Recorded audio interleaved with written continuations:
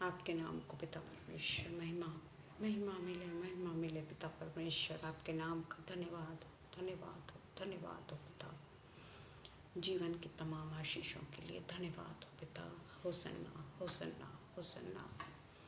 Hallelujah हालेलुया हालेलुया हालेलुया हालेलुया हालेलुया हालेलुया। धन्यवाद हो पिता, धन्यवाद हो पिता। यीशु मसीह के नाम से हम आपके आगे आते हैं, घुटने टेकते हैं पिता। हम आपके नाम को पिता परमेश्वर पवित्र पवित्र पवित्र बलिदान चढ़ाते हैं पिता। हम आपको धन्यवाद धन्यवाद और धन्यवाद कहते हैं पिता। आप हमारे बीच में चलिए फिरिए, हमसे बातचीत करिए पिता। सब प्रकार के पिता परमेश्वर बुरी चाल से हमको बचाइए पिता। हम आपसे प्रार्थना करते हैं पिता कि आप हमारे पिता परमेश्वर शांति के राजकुमार हैं। शांति देने वाले परमेश्वर के नाम से धन्यवाद हो पिता, धन्यवाद हो पिता, धन्यवाद हो पिता। Thank you lord, thank you lord, thank you lord, thank you lord. हालेलुया हालेलुया हालेलुया। यीशु मसीह के नाम से धन्यवाद हो पिता, धन्यवाद हो पिता, धन्यवाद हो पिता परमेश्वर। हम आपके नाम को धन्य कहते हैं पिता, धन्य कहते हैं पिता। हमारा धन्यवाद रूपी बलिदान पिता आपको ग्रहण योग्य हो पिता परमेश्वर। ओ मेरे राजा और मेरे पिता, हम इस समय आपके पास आते हैं कि मैं अपने आप को पूरे तरीके से पिता परमेश्वर आपके आगे समर्पित कर सकूं। धन्यवाद हो ईश्वर, धन्यवाद हो पिता, धन्यवाद हो पिता। आइए हम प्रार्थना करें। हालेलुया हालेलुया हालेलुया हालेलुया हालेलुया हालेलुया हालेलुया। धन्यवाद हो पिता परमेश्वर। आपकी स्तुति, आपका जय जयकार, आपकी महिमा, आपकी तारीफ हो पिता परमेश्वर।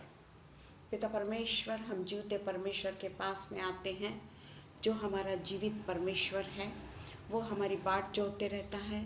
और पिता परमेश्वर, हम पिता परमेश्वर उस पिता परमेश्वर बाट जोहने वाले परमेश्वर के पास में आते हैं और प्रार्थना करते हैं कि हम जो भी कुछ पिता परमेश्वर के वचन को बांटेंगे, पिता परमेश्वर के लिए जो भी वचन हमने चुना है, उस पर पिता परमेश्वर आप अपना आशीष का हाथ होने दीजिए पिता परमेश्वर। ये वचन पिता परमेश्वर हमारे लिए ज्योति बन जाए पिता परमेश्वर। हम पिता परमेश्वर अपने मार्गों से ना भटकते हुए हमारा मार्ग केवल और केवल जीवित परमेश्वर की ओर चलने वाले हो सके। पिता परमेश्वर, हम इस समय के लिए आपको हृदय से धन्यवाद देते हैं पिता कि आपने हमको ये मौका दिया कि हम आपके पिता परमेश्वर आगोश में आ सके। और पिता परमेश्वर, जैसा आप हमसे चाहते हैं वैसे पिता परमेश्वर हम आपके वचन को बांटने वाले हो सके। पिता परमेश्वर, हम आगरा मसीह मंडली के लिए धन्यवाद करते हैं पिता कि उन्होंने आज हमें यहाँ पर न्योता दिया कि हम आप उनके पेज पर आकर आपके पिता परमेश्वर पवित्र नाम को बांटने वाले हो सके। हम केवल पिता परमेश्वर ये वचन दूसरों को सुनाने वाले ना हो, बल्कि ये वचन हम पर कितने लागू होता है इसका पहले हम पिता परमेश्वर अध्ययन करें, मनन करें, ताकि पिता परमेश्वर हम सबसे पहले अपने आप को सुधारने के काबिल हो सके। पिता परमेश्वर, हम प्रार्थना करते हैं भाई अनुपम भैया के लिए, शबनम के लिए, कि उन्होंने पिता परमेश्वर हमें यह मौका दिया कि हम आपके पिता परमेश्वर हम 227 में आ सके और आपके नाम को ऊंचा उठा सके। आज के दिन के लिए फिर से एक बार हम पिता परमेश्वर आपको लाखों लाख धन्यवाद देते हैं। और ये प्रार्थना पिता परमेश्वर जीवित परमेश्वर जो आज हमारे वचन को, जो अपने वचन के द्वारा आज हमसे बात करने वाला है, उसके नाम से हम मांगते हैं पिता, सुनिए और कबूल करिए। आमीन पिता, आमीन आमीन आमीन। आज के दिन के लिए मैं सबको जय मसीह की कहती हूँ। पिता परमेश्वर का धन्यवाद करती हूँ कि आज का दिन पिता परमेश्वर ने मेरी ज़िंदगी में दिया कि मैं पिता परमेश्वर के नाम से उसके लिए कुछ उसके वचन को पढ़कर आपके सामने पेश करने वाली हो सकूँ। पिता परमेश्वर के नाम का धन्यवाद हो। मेरी आवाज़ आप तक आ रही है या नहीं आ रही है मैं समझ नहीं पा रही हूँ, पर अगर मेरी आवाज़ में कोई प्रॉब्लम है या मेरी आवाज़ नहीं आ रही है तो आप मुझे लिखकर बताइएगा कि मेरी आवाज़ आप तक पहुँच रही है या नहीं पहुँच रही है। पिता परमेश्वर के नाम से मैं आज का जो टॉपिक है वो मैं आपके सामने पेश करती हूँ और आपके सामने परमेश्वर के नाम की स्तुति और बढ़ाई करती हूँ। परमेश्वर के नाम के वचन को मैं आपके सामने बांटना चाहती हूँ। आज का जो विषय है, thank you thank you thank you Agra Masih Mandal के तरफ से जो लिख रहे हैं उनको बहुत बहुत धन्यवाद। Praise the Lord, praise the Lord. हमारा आज का जो विषय है वो नए साल के विषय में है कि नए साल 22 में हमारा परिवर्तन कैसा हो। 2021 से जो हम परिवर्तित होना चाहते हैं, नए मनुष्यत्व में जाना चाहते हैं, वो हमारा नया मनुष्यत्व कैसा हो, उसके बारे में आज हम थोड़ा सा अध्ययन करेंगे। इसके लिए सबसे पहले आज हम पढ़ेंगे नीति वचन 4 का 23वां पहले हम पढ़ेंगे। नीति वचन 4:23। सबसे अधिक अपने हृदय की रक्षा कर, क्योंकि जीवन का मूल स्रोत वही है।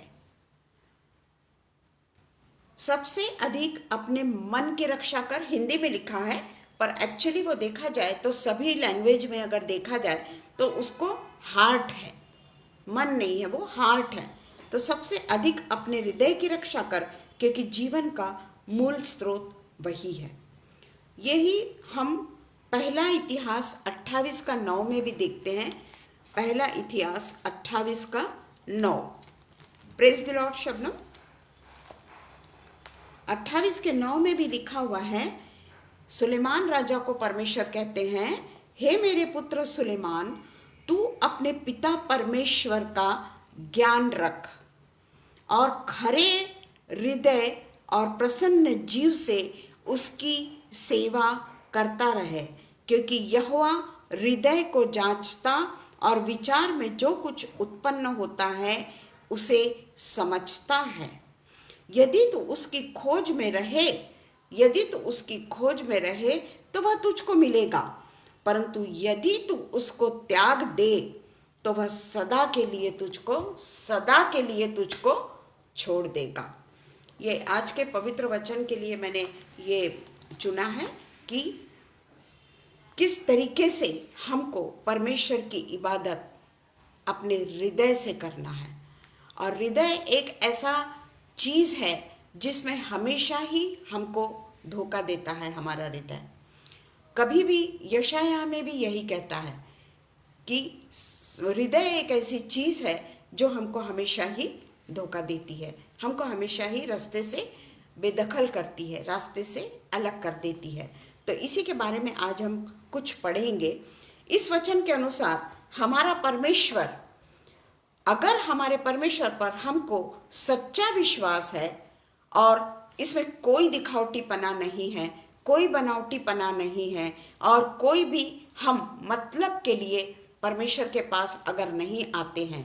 आजकल के इसमें हम कई बार देखते हैं कि जब हम चर्च में जाते हैं या हमारे आजू बाजू में जो क्रिश्चियंस लोग होते हैं उसमें हम हमेशा ये देखते हैं कि मसीह मंडली में भी हम ये पाते हैं कि जब कोई, जिससे अगर हमारा काम निकलता हो, या अगर कोई बहुत बड़े घर से आ रहा है, या कोई हाई पोस्ट पर है, या कोई अगर हमको दसवांश में ज़्यादा से ज़्यादा वो हमको हमारे चर्च को दान दे रहा है या भेंट दे रहा है या उसकी हमको काफ़ी मदद हो रही है, तो जो हम लोग जो हैं उसके तरफ ज़्यादा झुक जाते हैं, हम लोग उसको ज़्यादा अप्रिशिएट करते हैं।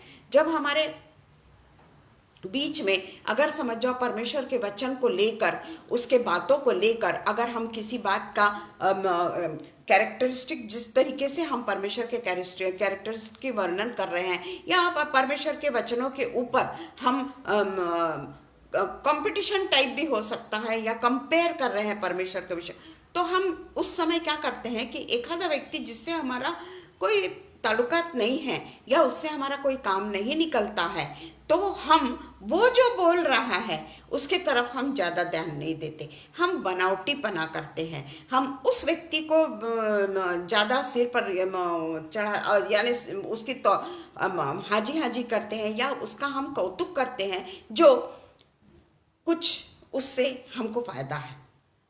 या कई बार हमारे लिए सबसे ज़्यादा महत्वपूर्ण होता है फाइनेंशियल नीड। तो फाइनेंशियल नीड अगर हम परमेश्वर के लिए पूरी करना चाहते हैं तो परमेश्वर हमारे साथ है। हमको ज़रूरत नहीं है उस चीज़ के बारे में विचार करने की, या हमको ज़रूरत नहीं है कि हम कहाँ से पैसा लाएंगे, या परमेश्वर के लिए किस तरीके से हम अपने को चर्च बनाना है या जो भी कुछ करना है। परमेश्वर उसका सब कुछ देता है, जिस तरीके से उसने सुलेमान राजा को दिया था।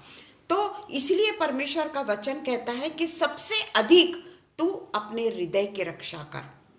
कहीं ऐसा तो नहीं कि हमारा जीवन बनावटी है, हमारा जीवन दिखावटी है। हम सिर्फ अपने ऊपरी दिखावा को देखते हैं कि हम क्या कपड़े पहन के जाएं, संडे है, अरे कल मैंने यही कपड़ा पहनी थी, या कल मैंने, अभी जैसे ऑनलाइन सर्विस हो गई है, जूम पे सर्विस हो गई है, उस समय भी हम यही सोचते हैं कि ये वाला शायद मैंने कपड़ा या ड्रेस पिछले संडे को पहनी थी, या हमारे यहाँ मंडे को भी होती है, ऑल्टरनेट डे होती रहती है। तो हम यही सोचते हैं कि ये जो कपड़ा है हमने ये पिछले हफ्ते पहने थे, पिछले महीने में पहने थे। यानी हमने परमेश्वर के वचन में जाने के पहले, परमेश्वर को अपने हृदय में लाने के पहले, क्योंकि पिता परमेश्वर का वचन ही ये कि जब तू मेरे पास आता है तो पहले प्रार्थना कर, अपने आप को दीन कर, अपने आप को नम्र कर। हर जो बात जो बुरी तरीके से हमको आकर्षित करती है उस बातों से हम दूर हो जाएं और केवल जीवते परमेश्वर की ओर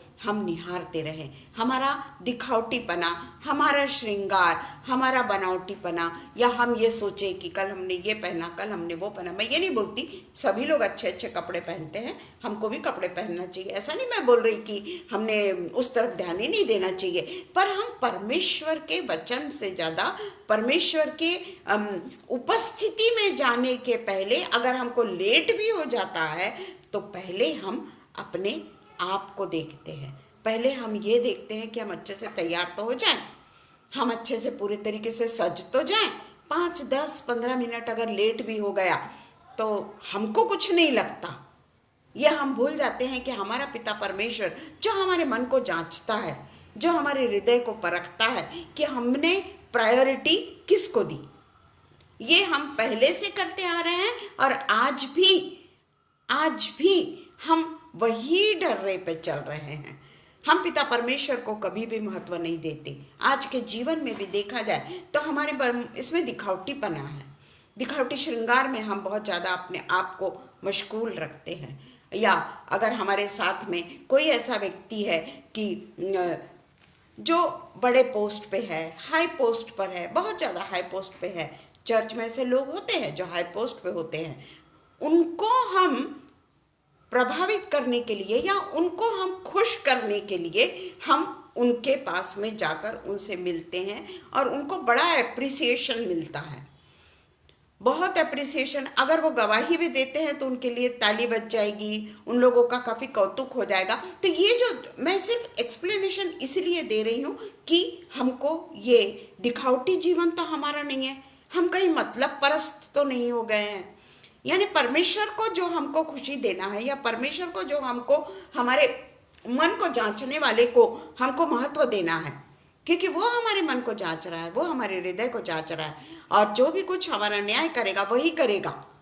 पर हम उस समय ये बातों को भूल जाते हैं और हम उस व्यक्ति को महत्व देने लगते हैं जो एक स्टैंडर्ड वाला व्यक्ति है, और वही उससे भी अच्छा गवाही बोलिए, या क्वेश्चन आंसर के समय कोई आंसर अगर किसी ने दिया है उससे भी अच्छा आंसर दिया है, पर वो व्यक्ति छोटे दर्जे का है, उससे हमारा कुछ भी लेन देन नहीं है, या उससे हमारा मतलब नहीं निकलता है। तो भाषण सुनने के बाद में अगर मैं उसका कौतुक करूं, अगर समझो आज मैंने किसी का भाषण सुना इस विषय पे और कल मैंने उसका कौतुक कर दी, तो क्या मैं मन से कर रही हूं कि मैंने लोगों की सुनी इसलिए मैं उसका कौतुक कर रही हूँ? यानी मैंने परमेश्वर के वचन को सुना है या लोगों की बातों को सुना है, और हम उसके ऊपर पूरे तरीके से उसके लिए, यानी परमेश्वर पे हम जितना विश्वास नहीं करते या परमेश्वर के लिए जितना हम समर्पित नहीं होते, उतना हम उस बड़े व्यक्ति के, बड़े ओहदे वाले व्यक्ति के, या सबसे बड़ा लैंग्वेज प्रॉब्लम आजकल हमारे यहाँ है इंग्लिश बोलने वाला, कि अगर कोई फर्राटे से इंग्लिश बोल रहा है तो वो हमारे लिए एक बड़ा एजुकेटेड व्यक्ति हो जाता है, क्योंकि वो इंग्लिश बोल रहा है, वो हाईली एजुकेटेड हम उसको मान लेते हैं। पर हम जब देखते हैं, हमारे जीवन में जब हम देखते हैं, तो ये बातें गलत है। हमको उसके ऊपरी व्यक्तिमत्व से, उसको उसके ओहदे से, वो कौन सी लैंग्वेज वापर रहा है या वो किस तरीके से, चाहे वो कैसी भी बातें करे, अगर वो परमेश्वर की स्तुति कर रहा है ना, तो वो टूटी फूटी भाषा में भी अगर वो बात करेगा ना, परमेश्वर उसी को ग्रहण करेगा, परमेश्वर उसी को अपनाएगा।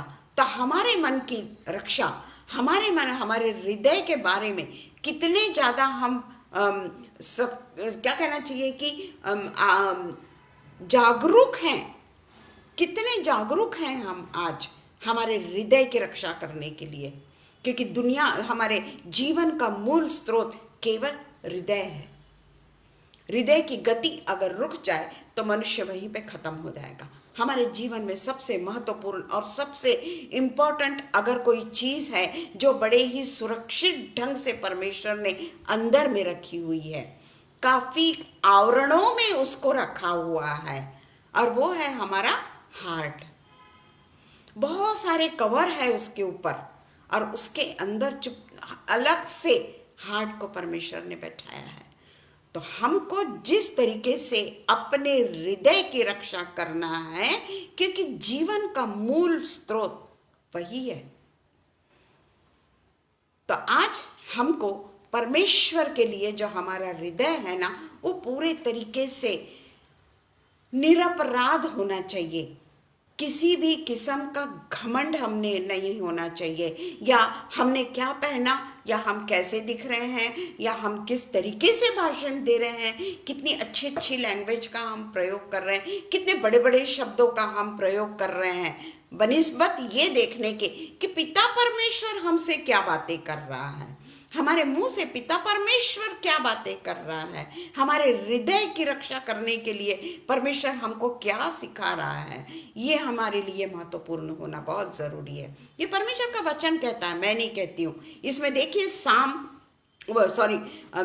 नीति वचन 4:20 से अगर हम पढ़ते हैं तो हे मेरे पुत्र, मेरे वचन को ध्यान धर के सुन। देखिए कितना आवश्यक है। प्रोवर्ब्स 16:1 में भी यही लिखा है कि हे मेरे पुत्र, मेरे वचन को ध्यान देकर सुन। पर हम क्या करते हैं? क्या हम परमेश्वर के वचन को ध्यान देकर सुनते हैं? जब हम चर्च में होते हैं ना, जब हम प्रेजेंट वर्शिप करने के लिए जब पुलपिट पे होते हैं ना, उस समय जो हमें परमेश्वर की अधीनता दिखाई देती है, या हम बड़े ही क्या बोलना चाहिए कि एक चित्त होकर, परमेश्वर से लिप्त होकर जो हम परमेश्वर की स्तुति करते हैं ना, वही व्यक्ति अगर उस समय स्तुति नहीं कर रहा है पुलपिट पे से, और वो हमारे जैसा बैठा हुआ है सामने में, तो क्या वो उतना तल्लीन होकर परमेश्वर के नाम की स्तुति करता है? नहीं करता। तो इसलिए जिस तरीके से नीति वचन 16:1 में भी लिखा है कि हृदय की युक्ति मनुष्य के वश में रहती है, परंतु मुंह से कहना यहोवा की ओर से होता है। जो भी कुछ हम मुंह से कह रहे हैं वो यहोवा की ओर से होता है। देखिए हमारी जबान, यहाँ हमारी जबान के बारे में कहा गया है कि किस तरीके से हम हमारे मुंह का उपयोग करते हैं, क्योंकि ये मुंह जो है ना, जिससे आज मैं परमेश्वर का वचन बोल रही हूँ, वो अगर मैं वैसी हूँ, है ना, अगर मैं वैसी हूँ, तो ये जो वचन मैं बोल रही हूँ ना, ये मेरे लिए कर्स हो जाएगा, ये मेरे लिए श्राप हो जाएगा। परमेश्वर बोलेगा कि पहले अपने मुंह को तो संभाल, पहले अपने आप को तो संभाल, पहले अपने आप को तो ठीक कर ले, अपने हृदय को तो शुद्ध और पवित्र कर ले, तब तू मेरे वचन को जाकर बोल। मैं अगर किसी को अगर प्रोत्साहित करती हूँ परमेश्वर के पास आने के लिए, या मैं किसी को परमेश्वर के वचन को सुनाती हूँ अपनी सुख सुविधा को छोड़ के, कि भाई आज मेरे घर में मेरे को बहुत काम है, या मेरे को ये करना है या वो करना है, मैं कल आऊँगी आपके यहाँ परमेश्वर का वचन सुनाने के लिए। आप क्या सोचते हैं कि परमेश्वर मुझको माफ़ कर देगा? अमूल्य समय को मैंने गंवा दिया। ये समय कभी नहीं मिलता, बहुत ही कम ऐसा समय मिलता है कि हमको किसी का परमेश्वर का वचन सुनाने का मौका मिला, और वो भी हमारे लोगों को नहीं, अन्य जाति के लोगों को। अन्य जाति के लोगों को अगर मैं परमेश्वर के वचन को ध्यान देकर सुनाती हूँ, और मैं जो कह रही हूँ अपना उसके ऊपर अगर मैं खुद का अध्ययन करती हूँ, खुद मैं कैसी हूँ इस बात को अगर मैं समझती हूँ, तो सही जीवन मेरा वही है जो परमेश्वर को भाता है, जो परमेश्वर उससे प्रसन्न हो रहा है। तो हमारा जो विश्वास है, जो हम एक्शन में कर रहे हैं, आज जिस तरीके से मैं विश्वास के द्वारा एक्शन कर रही हूँ, मैं बोल रही हूँ, सुन नहीं रही हूँ, सुनना भी एक एक्शन में आया, बोलना भी एक एक्शन में आया, है ना। तो मैं जो परमेश्वर के वचन को, जो मैं परमेश्वर पे विश्वास करती हूँ, और हम जो उसके एक्शन में जो वो काम कर रहे हैं, वो सचमुच में हमें सही जीवन देने के लिए, सही राह देने के लिए, सही ढंग से पेश आने के लिए, परमेश्वर को खुश होने वाला जीवन देने के लिए, परमेश्वर को प्रसन्न करने वाला जीवन देने के लिए पूरे तरीके से हम कामयाब हो जाएंगे।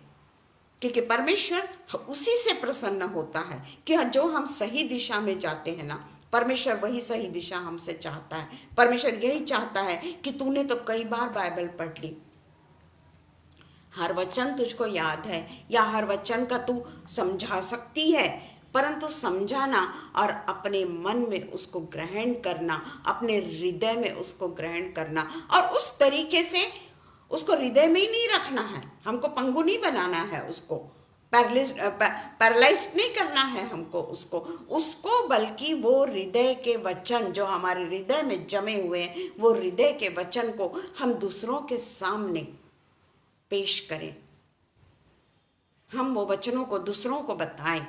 जिसने आज तक परमेश्वर के वचन को नहीं सुना, वो है सही दिशा, वो है सही दिशा। परमेश्वर की सही दिशा वो है कि जिसने आज तक वचन नहीं सुना, चाहे वो चुंगी लेने वाला हो, चाहे वो गरीब जन हो, चाहे वो तुम्हारे यहाँ आने वाली बाई हो, या तुम्हारे यहाँ जो काम करती है, या कोई भी रास्ते पर कोई मिल रहा है, उसको अपने द्वारा परमेश्वर को हमको बतलाना है। जिस तरीके से मेरा इसमें कहीं कोई वो नहीं है, परमेश्वर अगर मेरे मुंह से बात करता है तो ये परमेश्वर की महिमा है। आज ऐसी बैंक में एक है, जैसे वेल्थ जो हमारे अकाउंट्स होते हैं, तो वो घर में आके हमारे काम को कर देते हैं। तो बहुत दिनों से वो घर में नहीं आया था, तो उसको मैंने फ़ोन किया, तब फिर उसने कहा कि कैसे है मैडम, आपका नया साल कैसा गया, ये वो। तो मैंने उसको बताया कि हमारे घर में ऐसे ऐसी शादी हुई, और हम लोग करीबन 22 दिन से भी ज़्यादा पूरे तरीके से एक दूसरे के साथ में थे। और मैंने ये गवाही को दिया है। तो हमारे घर में 10 तारीख से जो कोरोना का प्रकोप चालू हुआ, और वो आज तक हमारे घर में एक न एक कोरोना ग्रसित होते जा रहा है, परंतु मुझको कोरोना नहीं हुआ। मैंने गवाही दी उसको कि मुझको कोरोना नहीं हुआ, मुझको भी नहीं हुआ, मेरे बच्चे को भी नहीं हुआ, जवाई को नहीं हुआ, मेरे नाती को नहीं हुआ करके। तो वो कहता है कि मैडम आप में ऐसी क्या खासियत है, क्या आप हमेशा ही खुश मिजाज रहती है और हमेशा ही कहती है कि मुझको कुछ नहीं हुआ, मैं बिल्कुल भली चंगी हूँ। या वो जब मुझसे पूछते हैं कि अकेले होते हो तो आपको डर लगता है क्या, मैं उससे कहती हूँ मैं क्यों डरूँ, मुझको गवाही देने का मौका मिल जाता है। वो हिंदू व्यक्ति के सामने मैं गवाही दे देती हूँ। आज भी मैंने उसको गवाही दे डाली कि ये सब जो है ना, इसमें मेरा कोई भी हाथ नहीं है। अगर मुझको कोरोना नहीं हुआ ना, तो ये परमेश्वर है मेरा। अगर मैं मेरे परमेश्वर से लिपटी रहती हूँ, अगर मैं परमेश्वर के साथ में रहती हूँ, तो परमेश्वर खुद मेरी सुधि लेता है। जिसका कोई नहीं उसका खुदा है ना। उसको मैंने ये गवाही अनजाने में दे डाली क्योंकि मुझको मौका मिल गया। उसने जब मुझसे, ऐसा कैसे होता है आपके साथ में, आप हमेशा किस तरीके से कैसे कह सकती कि भाई आपको कुछ नहीं हुआ, आप बिल्कुल अच्छे हो। तो मैंने उससे कहा कि मेरा खुदा मेरे साथ है, क्योंकि मैं फेसबुक पे मेरे परमेश्वर के वचन को सुनाती हूँ। मैं बड़ी जल्दी ये बात बोल देती, क्योंकि मेरे को बड़ा अच्छा लगता है कि मैं परमेश्वर के वचन को सुनाती हूँ, और उसके लिए मैं अपने प्रिपरेशन में बिजी रहती हूँ। और इसी के कारण मुझको संसार की तरफ देखने का मौका नहीं मिलता। ज़्यादा से ज़्यादा समय मैं उसी में लगी रहती हूँ, तो मैं ये भूल जाती हूँ कि मैं अकेली हूँ क्या, या मेरे को कुछ दुख रहा है क्या, या मुझे कुछ होगा क्या। मैं सिर्फ परमेश्वर पर विश्वास करके मैं सारी बातें करती हूँ। तो ये मुझको एक मौका मिला, छोटी सी भी क्यों ना हो, मैंने वो गवाही दे डाली उसको। मैंने बता दी उसको कि मेरा परमेश्वर कितना महान है। उसी तरीके से उस दिन मैं जब पार्लर गई थी बाल काटने के लिए, मेरे बाल बड़े लंबे हो गए थे, तो काटने के लिए चली गई थी मैं। तो उस समय बैठे बैठे बैठे जैसे मैं परमेश्वर के बारे में सोचने लगी, और मेरे मन में अचानक ये विश्वास आया कि मैंने अपने बाल को तो दूसरे के हाथ में सुपुर्द कर दी। वो कैसा काट रही है, क्या कर रही है पीछे, किस तरीके से मैं मेरे बालों को सेट कर रही है वो, ये मैंने उसके ऊपर विश्वास किया। मनुष्य के ऊपर, एक मनुष्य के ऊपर मैंने विश्वास किया। मैंने अपने बाल को उसके हवाले कर दिया। बोलते हैं स्त्री की शोभा उसकी बाल है, पर मैंने ये विश्वास कर लिया कि वो जो भी कुछ कर रही है ना, वो सही ढंग से कर रही है। हम एक व्यक्ति के ऊपर विश्वास कर लेते हैं जो हमने जब कभी उसको देखा नहीं, या हम उसके बारे में कभी जानते नहीं, और उसको हम अपने शरीर में से एक हिस्सा उसके हाथ में विश्वास के द्वारा सौंप देते हैं। फिर आज हम पिता परमेश्वर के ऊपर क्या सौंपते हैं?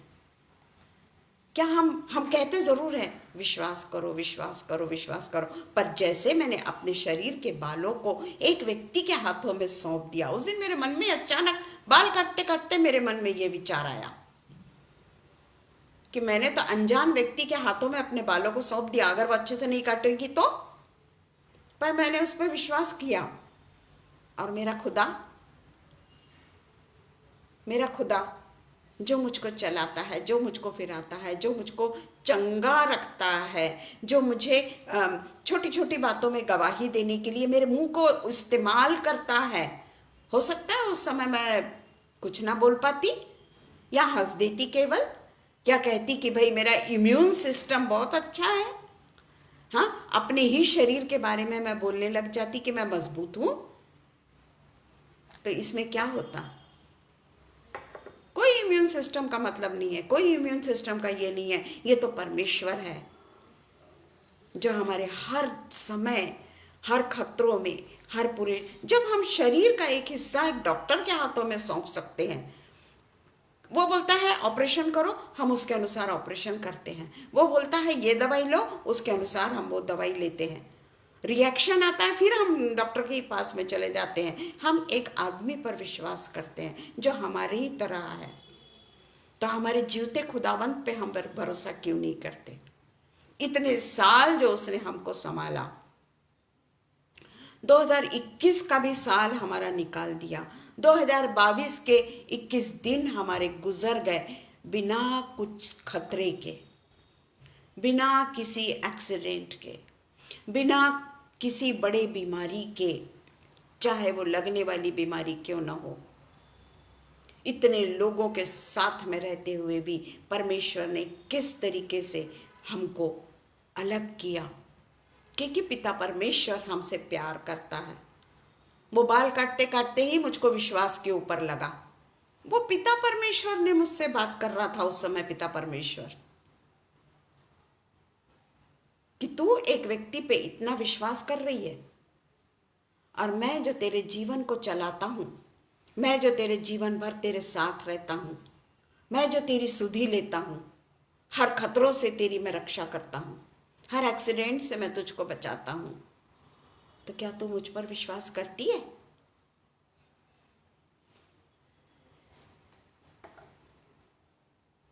फिर भी इतना होने के बावजूद भी हम परमेश्वर की आज्ञाओं को सही ढंग से नहीं मानते। हर कोई अपना स्व अध्ययन कर सकता है कि क्या सचमुच में हम परमेश्वर को पूरे दिलो जान से उसकी आज्ञाओं को मानते हैं। परमेश्वर कहता है झूठी गवाही ना देना, आज्ञा है उसकी।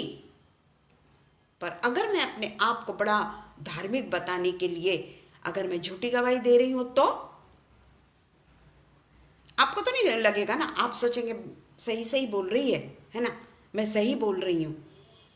पर पिता परमेश्वर मेरे हृदय को जानता है कि अपने आप को धार्मिक बता रही है, ये धर्मी बन रही है बहुत ज्यादा। इसलिए छोटी छोटी बातें, छोटी छोटी आज्ञाओं को हमको सही ढंग से पालन करना है और अपने जीवन में परमेश्वर की छवि को, परमेश्वर की आज्ञाओं को और परमेश्वर को खुद को हमको उतार लेना है। उसके अनुसार जो वो चाहता है उसके अनुसार हमको काम करना है। दूसरा इसका एकदम उल्टा, जो हम परमेश्वर के लिए बोलते हैं कि अपने हृदय की हम किस तरीके से रखवाली करें, किस तरीके से हम परमेश्वर के लिए अपने आप को समर्पित करें, उसका एग्जैक्टली उल्टा अगर हम देखें तो कहीं हम फेक क्रिश्चियंस तो नहीं? अपने अपने मन में सोचेंगे हम कि कहीं हम फेक क्रिश्चियंस तो नहीं? क्या हमारा जो भी हम काम करते हैं वो बड़े दुख के साथ कहते हैं और देखते हैं कि बहुत सारे हम बड़े दुख के साथ ये कहना पड़ता है। बड़ा ही हमको तकलीफ होती है ये कहने में कि बहुत से मसीही लोग जो हैं उसमें मैं भी आ गई, जो मैं प्रचार कर रही हूँ ना मैं भी आ गई। बड़ी बड़ी बातें जो मेरे मुंह से बोल रही हूँ ना मैं, उसमें सब जो जितने भी बहुत सारे मसीह जो अपने आप को बहुत धार्मिक कहते हैं, बड़ा धार्मिक जीवन में जीता हूँ ये बताते हैं। मेरे पिता मेरी प्रार्थना को सुनता। प्रार्थना तो पिता परमेश्वर बेचारा अगर एक बार भी मांग लो ना तो सबकी सुनता है, हर एक को वो सुधारना चाहते हैं। वो 99 भेड़ों को छोड़कर वो एक भेड़ के पीछे दौड़ पड़ता है जो भटक गई है। तो क्या हम पिता परमेश्वर के लिए, लोगों को खुश करने के लिए या लोगों को बताने के लिए कहीं हम फेक क्रिश्चियंस तो नहीं?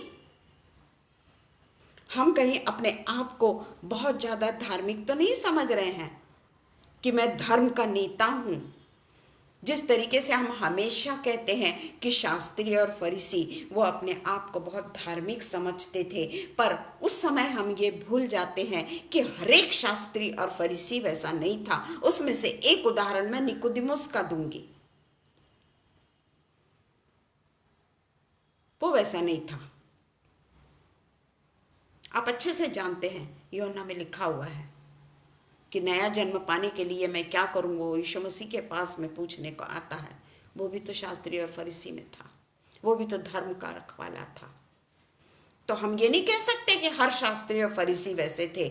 क्या कहीं हम शास्त्री और फरीसी तो नहीं कि अपने आप को बहुत ज़्यादा झूठे तो नहीं है हम कहीं? मसीह जीवन कहीं हम झूठ पे तो आधारित नहीं है हमारा मसीह जीवन। हमारा विश्वास केवल मैले चिथड़े कपड़ों के समान जो परमेश्वर ने कहा है वैसा तो नहीं। विश्वास विश्वास विश्वास विश्वास कहते जरूर है, पर हम पे अगर कोई तकलीफ आ जाए और वो तकलीफ कंटिन्यूअस चल रही है, कई सालों से वो चल रही है, तो क्या मेरा विश्वास डगमगाएगा नहीं? क्या मैं नहीं कहूँगी अगर बाय द वे अगर हम परमेश्वर के बहुत काम कर रहे हैं, परमेश्वर के लिए हम पूरे तरीके से समर्पित हैं, तो क्या हमको कोई शरीर में कोई तकलीफ नहीं होगी? क्या हमको कुछ रोग नहीं होगा? क्या हम उस रोग से पीड़ित होकर मरेंगे नहीं? ऐसा है क्या? ऐसा परमेश्वर ने कहीं कहा है क्या कि तू अगर विश्वासी है तो तुझको कोई रोग नहीं होगा या कोई दुखों का सामना तू नहीं करेगा? तो इसलिए हमारा जो जीवन है ना, हम बहुत ही यानी इतना हमको सोच के जीना है कि अगर हम अपने आप को बॉर्न अगेन कहते हैं ना, हम कहते हैं बहुत सारे, हम अपने आप को बॉर्न अगेन कहते हैं, हम मसीह में फिर से पूरे तरीके से धार्मिक हैं, ये हम कहते हैं। तो क्या ये 100% हम इसके लिए श्योर हैं क्या? आज मैं खुद भी मेरे लिए पूछ रही हूँ कि क्या मैं 100% श्योर हूँ कि मैं फेक तो नहीं, दिखावटी जीवन तो नहीं मेरा? कहीं मैं पिता परमेश्वर से ज़्यादा अपने आप को तो महत्व नहीं दे रही हूँ, अपना सेल्फ एग्जॉल्टेशन तो नहीं कर रही हूँ मैं? कई ऐसे मसीही लोग हैं, कई ऐसे प्रचारक हैं, कई ऐसे पास्टर्स हैं जो दिखावटी जीवन को जीते हैं। वो अपने पद पे घमंड करते हैं। पास्टर से मैं बिशप हो गया, बहुत अच्छी बात है, परमेश्वर ने उनको बहुत अच्छे ऊंचे पोस्ट पे रखा, ऊंची पोस्ट दिया, पर उसकी ही पब्लिसिटी करने के लिए नहीं दिया। परमेश्वर ने उसकी जिम्मेदारी को और बढ़ा दिया। परमेश्वर ने उसकी जिम्मेदारी को और बढ़ा दिया कि किस तरीके से वो परमेश्वर के लिए और ज़्यादा लोगों के जीवन में परमेश्वर का प्रवेश करवाए। तो इसलिए हम देखते हैं कि हम कई बार ऐसा देखते हैं कि कई ऐसे लोग होते हैं जो सोचते हैं कि अरे वो तो ऐसा है, वो तो चर्च देरी से आता है या नहीं आता है, कई संडे को वो नहीं आता है, मैं तो हर संडे को चर्च जाता हूँ या मैं जाती हूँ, हर संडे को चर्च जाती हूँ, मैं सामने बैठ के परमेश्वर के वचन को सुनती हूँ, एक चित्त होकर सुनती हूँ, एक मन होकर सुनती हूँ, और उसके बाद में मैं पूरे तरीके से पक्का है, श्योर हूँ मैं पूरे तरीके से कि सच्चा विश्वासी केवल मैं हूँ। मेरे सिवा मेरे जैसा विश्वासी, मेरे जैसा परमेश्वर का जन, मेरे जैसा परमेश्वर का सेवक कोई नहीं है, और केवल मेरा ही उद्धार होगा। ये क्या हुआ? हम जब चर्च में जाते हैं, सचमुच में हम बड़े खामोशी से परमेश्वर के वचन को सुनते हैं, पर क्या हम परमेश्वर के वचन को सुनने के बाद में उसकी राह पे चलते हैं? हम जैसे ही बाहर निकलते हैं, हमारा क्या मनुष्यत्व फिर से पुराना मनुष्यत्व को तो हम नहीं पहन लेते? थोड़ी देर के बाद में कहीं हम फिर से पुराने मनुष्यत्व में तो नहीं आ जाते? हमको हमारे घर में जाकर जो भी कुछ हम मटन या जो भी कुछ हमको बनाना, उसकी चिंता हमको नहीं सताती कि चलो चलो अभी घर में जाकर हमको ये काम करना है? सभी को है, वो सभी को करना पड़ता है, पर परमेश्वर से ज़्यादा हम उस चीज़ को महत्व नहीं दे सकते। इस तरीके से गलत शिक्षा देने वालों के लिए कई ऐसे लोग हैं जो गलत प्रचारक हैं, गलत शिक्षा दे रहे हैं, परमेश्वर के वचन को अपने बुद्धि से उसको चीर फाड़ कर रहे हैं कि ये वचन मेरे लिए नहीं, उसकी चीर फाड़ हो रही है परमेश्वर के वचन की। और परमेश्वर जो कहता है उसको वो प्रचारक गलत ढंग से पेश कर रहे हैं, और वो परमेश्वर के वचन को ना मानते हुए केवल और केवल अपने आप को परमेश्वर ने कितना बुद्धिमान बनाया है, परमेश्वर ने अपने आप को किस तरीके से मेरे को चुना है, ऐसा सोचकर वो अपनी बुद्धि से चलना चाहते हैं। परमेश्वर की बुद्धि बाजू में रह जाती है, वो अपनी बुद्धि से चलना चाहते हैं, या अपने आप को उस चीज़ में बहुत ज़्यादा पारंगत समझने लगते हैं कि मेरे जैसा प्रचारक कोई नहीं, मैं बहुत अच्छा बोलता हूँ या बोलती हूँ। मेरे पास में जब मैं बोलता हूँ, जब मैं पुलपिट पे खड़ा होता हूँ, लोग बिल्कुल सुन्न हो जाते हैं मेरे भाषण को सुन के, पर वो ये भूल जाते हैं कि उनका हृदय पूरे तरीके से सुन्न हो चुका है और वो सो रहा है वो व्यक्ति। कई बार देखिए पास्टर्स लोग जानबूझ के बोलते हैं कि जो सो रहे हैं वो हालेलुया बोलिए या प्रेज द लॉर्ड बोलिए, और कई ऐसे लोग हैं जो प्रेज द लॉर्ड बोलते हैं। तो हमारे जीवन को हमने ये देखना चाहिए कि जो भी कुछ परमेश्वर ने स्वर्गीय राज्य को हमको दिया है, कि स्वर्गीय राज्य को हम पाले, है ना, स्वर्गीय राज्य हमारे लिए रखा है उसने, तो केवल एक मसीह नाम से, केवल मसीह नाम, रॉबर्ट, बहुत सारे ऐसे नाम होते हैं ना, डेविड, सॉरी अनुपम भैया, सॉरी मैं एक नाम बता रही हूँ कि कई ऐसे नाम होते हैं, है ना, कि जिससे हमको ये लगता है कि परमेश्वर हमको चुन लेगा क्योंकि हमारा नाम क्रिश्चियन नाम है, हमारा नाम क्रिश्चियन नाम है। पर नाम से परमेश्वर को कोई लेना देना नहीं है, नाम तो हम ही लोग रखते हैं। परमेश्वर ने तो हमको नाम दे दिया है, परमेश्वर की बेटी और परमेश्वर का बच्चा, बेटा, परमेश्वर के जन, ये नाम हमको परमेश्वर ने दे दिया, मसीही। सबसे बड़ा नाम अगर आज हमारे पास में है तो हम मसीही हैं, हम मसीह के हैं, हम मसीह की संतान हैं। यह हमारे लिए सबसे बड़ी पहचान है। आज हमको कोई ज़रूरत नहीं है कि हमारे नाम से हम परमेश्वर के पास में जाएंगे। ऐसा नहीं है कि हम अपने परमेश्वर के पास में केवल गर्व से ये समझ ले कि हमारा नाम क्रिश्चियन नाम है तो हमको स्वर्ग में प्रवेश मिल जाएगा। हम ये कई बार देखते हैं कि आजकल का जो यूथ है वो सोचता है कि हमारे पास में भी बहुत समय है। हम भी जब जवान थे हम भी यही सोचते थे, हमने कोई दूसरे काम नहीं किए, हम भी यही सोचते थे कि अभी तो हमारे पास में बहुत समय है, अभी तो हमारी जवानी है। और यूथ जो है ना वो गलत कदम उठा लेता है, वो गलत मार्ग पे चला जाता है, अपने दोस्तों के साथ में वो गलत काम करने लगता है। ज़रूर वो मसीही है, मसीही धर्म में उसके माता पिता बहुत ज़्यादा धार्मिक हैं, उसके माता पिता धर्म के बहुत काम करते हैं, या परमेश्वर के लिए वो अपनी जान तक कुर्बान करने के लिए तैयार हो जाते हैं। पर ऐसे उन्हीं के बच्चे ऐसे भी होते हैं, जो यूथ होता है वो ये सोचता है कि हमारे माता पिता की उम्र हो गई है इसलिए वो ऐसा कर रहे हैं, हमारी जब उम्र होगी तब हम भी परमेश्वर के वचन को सुना देंगे। परंतु ये जो है ये हमको आजकल के यूथ को एक अच्छी चीज़ हमारे जीवन से, जिस तरीके से हम हमेशा देखते हैं कि अनुपम भैया हो गए या शबनम हो गए या बाकी के भी लोग हो गए। अब अनुपम भैया शबनम के बेटी की जो तबीयत खराब हो गई थी, उनको जो स्टोन का जो प्रॉब्लम हो गया था, कितनी उनको तकलीफ हुई। कभी वो आगरा में है तो कभी दिल्ली में है, आगरा में है तो वो वहाँ पर दिल्ली की उनको चिंता सता रही है कि लड़की की तबीयत इतनी सी तकलीफ़ में थी, वो तकलीफ़ में थी वो, तो उसकी कहीं तो परेशानी माता पिता को होगी ना। क्या तो उन्होंने परमेश्वर को उस समय छोड़ दिया कि सबको कह दिया कि भाई अभी मैं एक हफ्ता तुम लोगों के बीच में नहीं आ सकूंगी या नहीं आ सकूंगा, और मेरी लड़की की तबीयत बहुत ख़राब है, मैं दिल्ली जा रहा हूँ, तो एक हफ्ते के लिए हमारे इसमें कोई सर्विस नहीं होगी। आपने देखा क्या? एक दिन भी आपने देखा क्या कि उनकी सर्विस नहीं हुई?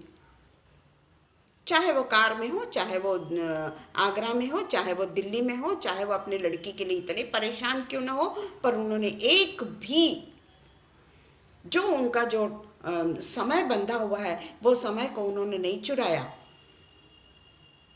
जबकि वो कह सकते थे कि मेरे घर में बहुत बड़ा प्रॉब्लम है, पर उन्होंने वैसा नहीं किया। इसीलिए हम कहते हैं कि जो झूठे लोग हैं परमेश्वर का नाम फुकट में लेते हैं, उनके लिए परमेश्वर मत्ती 15:8-9 में क्या कहता है हम देखेंगे। पूरे तरीके से परमेश्वर ने किस तरीके, ऐसे बहुत बाइबल के वर्स हैं जहाँ पर परमेश्वर ने हमको चिताया है, हमको सही दिशा दिखाने की कोशिश की है, बशर्ते कि हम उसको समझने वाले हो सके। मत्ती 15:8-9 हम पढ़ेंगे। उसमें लिखा है, ये लोग ओठों से तो मेरा आदर करते हैं, हमारे जैसे लोग ओठों से तो मेरा आदर करते हैं, पर उनका मन मुझसे दूर रहता है और वे व्यर्थ मेरी उपासना करते हैं, क्योंकि मनुष्यों की विधियों को धर्मोपदेश करके सिखाते हैं। मनुष्यों की विधियों को देखिए, मनुष्यों की विधियों को धर्मोपदेश करके सिखाते हैं। उसी तरीके से मैं ये इसीलिए बोल रही हूँ कि ओठों से तो मेरा आदर करते हैं। हो सकता है इनके घर में इतनी परेशानी थी, अनुपम भैया शबनम डेविड के घर में इतनी परेशानी थी, वो कह सकते थे ना कि एक हफ्ते के लिए भाई मैं दिल्ली जा रहे हैं तो हम एक हफ्ते के लिए हमारे पूरे जितने भी हमारे वो हैं वो हम नहीं करेंगे। और परमेश्वर भी कभी ये भी नहीं होता ना कि सच में उनके घर की परिस्थिति वैसी है, परंतु उन लोगों ने वैसा नहीं किया। यानी वो व्यर्थ में ओठों से अपनी वो नहीं कर रहे थे इतने दिनों तक डेली डिवोशन वो ऐसे नहीं कर रहे थे। उन्होंने उस समय पे वो डेली डिवोशन चालू रखा, लोगों को मौका दिया, लोगों को एकत्रित किया, लोगों को परमेश्वर के वचन सुनाने के लिए बुलाया, खुद भी परमेश्वर के वचन सुनाते रहे। वो व्यर्थ में ओठों से परमेश्वर की बड़ाई नहीं करते रहे, वो व्यर्थ में परमेश्वर की उपासना नहीं करते रहे। लिखा है इसमें, ये व्यर्थ मेरी उपासना करते हैं क्योंकि मनुष्यों की विधियों को धर्मोपदेश करके सिखाते हैं, मनुष्यों की विधियों को। तो इस तरीके से हमारे जीवन में भी हमने ये देखना चाहिए कि जो यशायाह 29:13-14 में भी लिखा है, यशायाह 29, बहुत सारे ऐसे हमको वो मिल जाएंगे जिसमें हम पाते हैं कि परमेश्वर का वचन हमारे लिए क्या क्या कहता है। 29:13-14 प्रभु ने कहा, ये लोग जो मुंह से मेरा आदर करते हुए समीप आते परंतु अपना हृदय मुझसे दूर रखते हैं, और जो केवल मनुष्यों की आज्ञा सुन सुनकर मेरा भय मानते हैं। जैसे परमेश्वर का वचन जब हम सुनाते हैं कि परमेश्वर के वचन को बहुत ही आदर के साथ में सुनना, परमेश्वर का भय मानो, डरते हुए कांपते हुए उसके करीब जाओ। इसका मतलब ये थोड़ी कि परमेश्वर बहुत भयानक परमेश्वर है।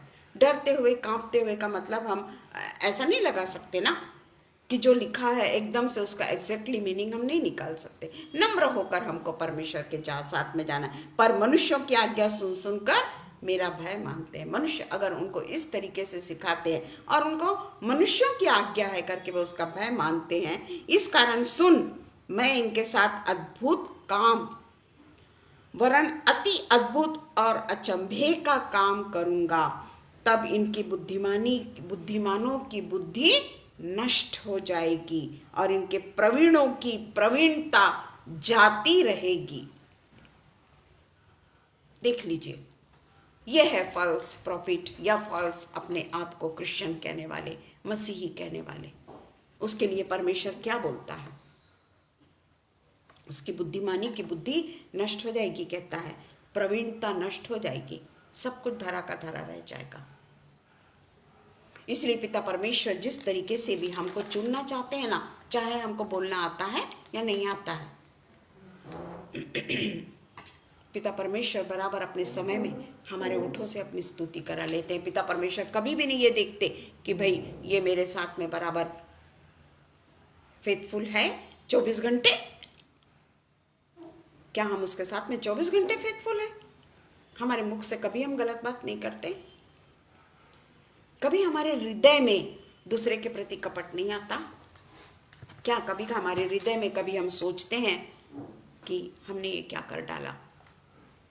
और इसलिए मैं कहती हूँ कि जिस तरीके से प्रोवर्ब्स में जिस तरीके से हमने पढ़ा, उसी को हम आगे देखते हैं कि हम में ऐसी कई स्त्रियां भी है ना, जो परमेश्वर के वचन में बनी रही, पर ये कठिन परिस्थितियों में भी उसने परमेश्वर को नहीं छोड़ा। बहुत सारी स्त्रियां हैं, उन सब का वर्णन तो हम नहीं कर सकेंगे, जिसने हृदय में अपने परमेश्वर की गवाही औरों को देती रही, अपने तक नहीं रखा। वो हृदय में परमेश्वर के वचन को बनाती रही, हृदय में अपने परमेश्वर के वचन को ठस के भरती रही, और वो परमेश्वर के लिए काम करती रही, औरों को परमेश्वर के बारे में बताती रही। हम ऐसा देखते हैं, हमको बोला भी जाता है कि जो सामाजिक पुरुष होता है वो हमेशा अपनी माँ, अपनी बहन, पत्नी के बगैर अधूरा है। एक स्त्री का महत्व परमेश्वर ने ऐसा रखा है कि पिता परमेश्वर ने एक स्त्री को एक पुरुष को देकर धन्य किया है। ऐसी भी स्त्रियां हम बाइबल में पाते हैं। जिस तरीके से हम देखते हैं कि आदम को ही ले लीजिए, इतना हमारे पास में पढ़ने के लिए समय नहीं है, पर जब आदम को परमेश्वर ने बनाया, उसने देखा कि आदम उदास है।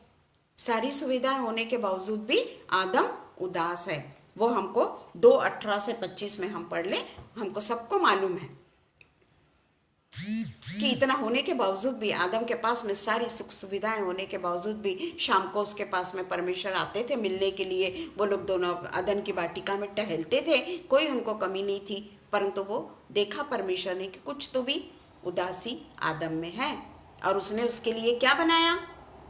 उसने उसके लिए खिलौना नहीं बनाया, उसने उसके लिए कुछ तो भी ऐसा पेड़ नहीं लगा दिया जो उससे बातें कर रहा है, जो उसके टाइम पास कर रहा है। उसने उसी की तरह, जैसा आदम है उसी के रूप में, उसी के पसली से उसका ऑपरेशन करके, उसकी पसली एक निकाल कर उसमें मांस भरकर उसको स्त्री के रूप में आदम के पास में लेकर गया। एक स्त्री की ज़रूरत हम देखते हैं। उसके बाद में हम जानते हैं आदम और हवा का क्या हुआ, ये हम सब जानते हैं। पर ऐसी भी स्त्रियां हैं जिसने परमेश्वर के नाम से बहुत बड़े बड़े काम किए। हम नामान की स्त्री को देखते हैं, नामान के यहाँ जो छोटी लड़की आती है उसको हम देखते हैं। ये हम जल्दी से पढ़ लेंगे, 2 राजा 5:1 है, अगर आप इजाज़त दे तो, क्योंकि समय हुआ चला जा रहा है। बिल्कुल छोटा सा हम पढ़ लेंगे 2 राजा। उसके पहले हम देखते हैं कि और भी स्त्रियां हैं जिसके बारे में हम केवल बोलेंगे, उसके बारे में हम पढ़ नहीं सकेंगे। जिस तरीके से आराम के राजा नामान नामक एक सेनापति था जिसको कोढ़ था, बहुत प्रतिष्ठित पुरुष था, क्योंकि यहोवा ने उसके द्वारा आरामियों को विजय किया था। जरूर उसको कोढ़ था, परंतु परमेश्वर उसके साथ था और वो उसको युद्ध में जिताते रहता था। बहुत शूरवीर था वो, परंतु कोढ़ी था। तो जब एक दल बांधकर वो लोग आ रहे थे तो एक लड़की को बंदी बनाकर वो ले आते हैं। तब वो जब देखता है कि नामान की पत्नी के साथ वो नामान की पत्नी की सेवा करने के लिए रहती है वो, तो अपने उसके एक दिन वो अपने स्वामिनी से कहती है कि यदि मेरा, उसने अपने स्वामिनी से कहा, यदि मेरा स्वामी शमरोन के भविष्यद्वक्ता के पास होता तो क्या ही अच्छा होता, क्योंकि वो उसको कोढ़ से चंगा कर देता। कितना यानी वो लड़की को ढाढ़स आया। एक रानी से वो बात कर रही है, छोटी लड़की जो एक गुलाम बना के लाई गई।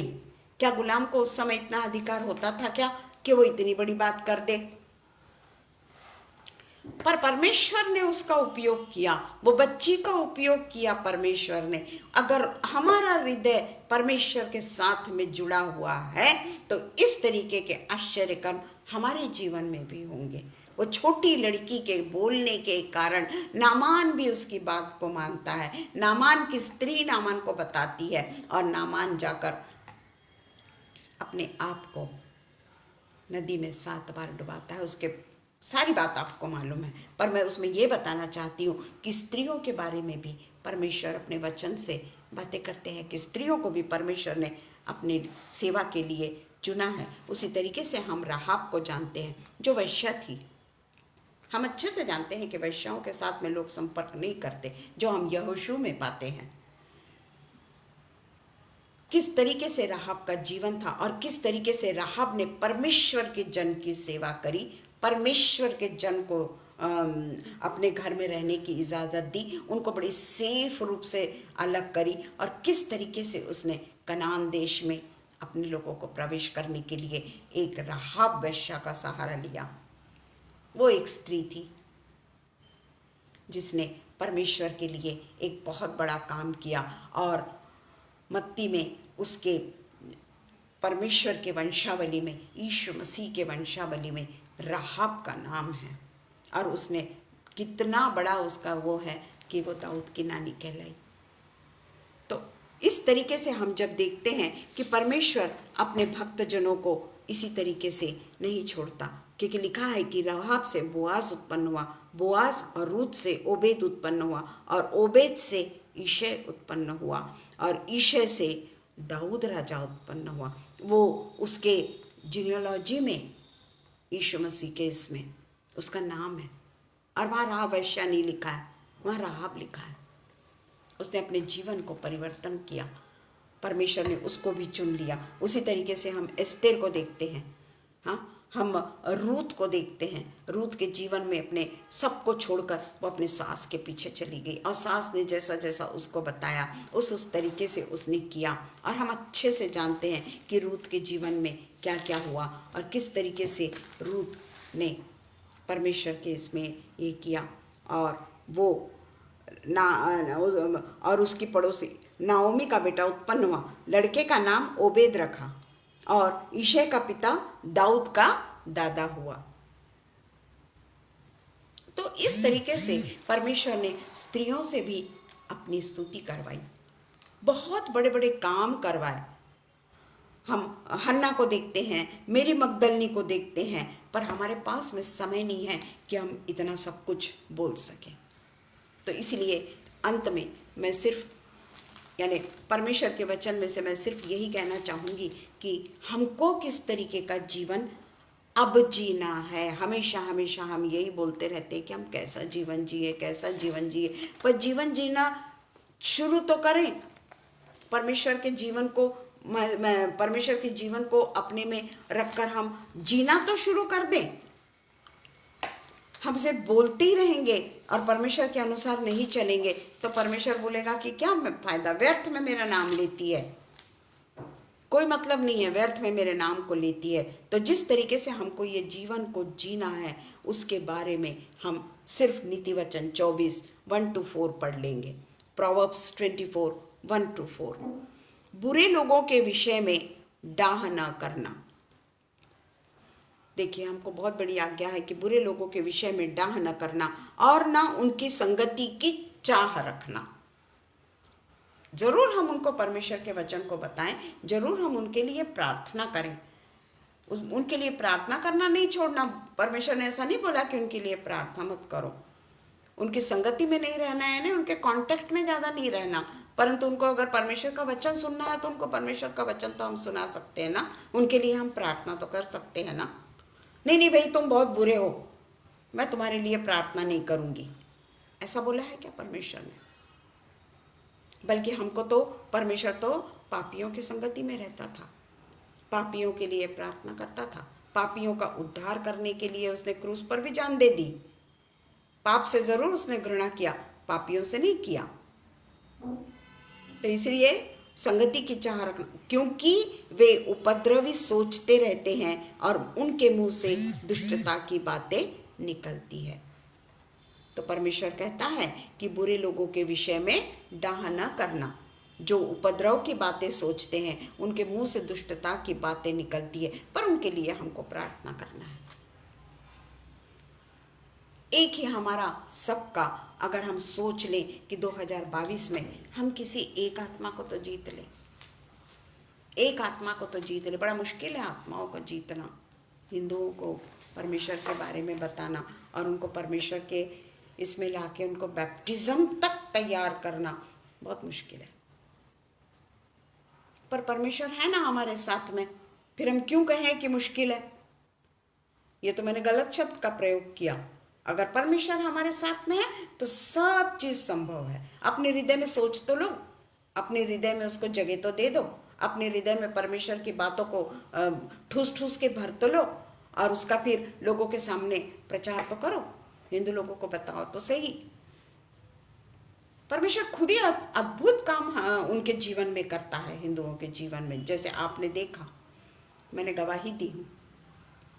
अद्भुत काम करता है, अनहोना काम करता है, और वो परमेश्वर को छोड़ता नहीं है। वो व्यक्ति सतवीर परमेश्वर को नहीं छोड़ता।